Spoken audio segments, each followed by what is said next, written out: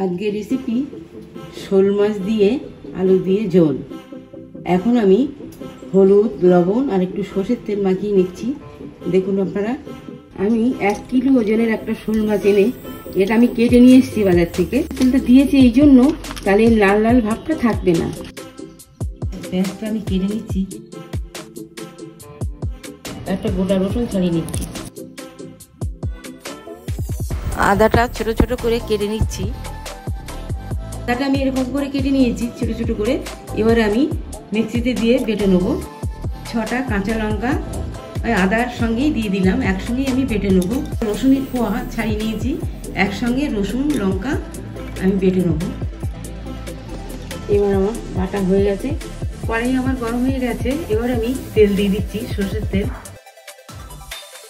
আমার তেল গরম হয়ে গেছে। এবার এর মধ্যে আমি একটু লবণ ছড়িয়ে দিচ্ছি, যাতে মাছটা তলায় না লেগে যায়।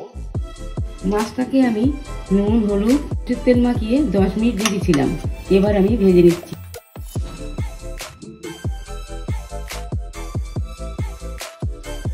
মাছ আমি 1 পিস করে ভেজে নিচ্ছি। মাছটাকে ভাজাটা ভালো হয়।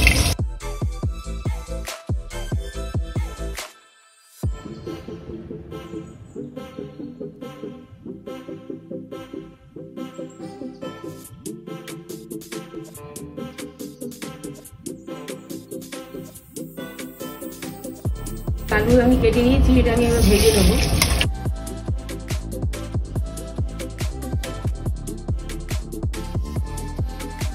আলুটা আমি খুব অল্প ভেজে নিয়েছি। কালো জিরে আর তেজপাতা একটা ফোড়ন দিয়েছি।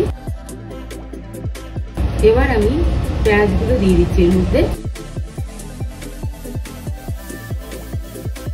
এবার আদা, কাঁচা লঙ্কা আর রসুন পেস্ট করে নিয়েছি, এটা আবার দিয়ে দিচ্ছি এর মধ্যে। এবার আমি হলুদ দিলাম, লবণ, মশলাগুলো কষিয়ে নেব।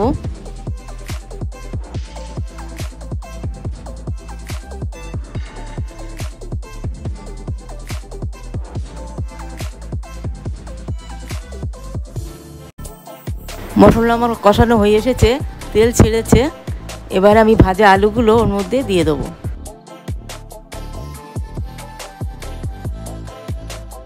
এবার 1 চামচ গুঁড়ো লঙ্কা, 1 চামচ জিরে গুঁড়ো, 1 চামচ ধনে গুঁড়ো। এবার আমি অল্প একটু জল দেবো। জলটা শুকিয়ে নিয়ে পরে আমি আবার জল দেবো।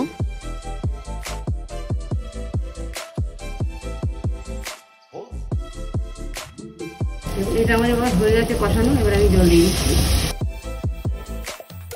এবার আমি মাছগুলো দিয়ে দিচ্ছি।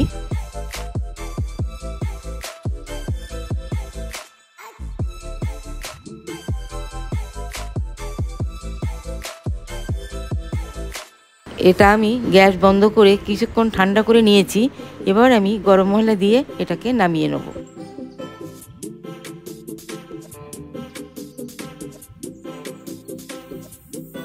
মাছ রান্না আমার হয়ে গেছে।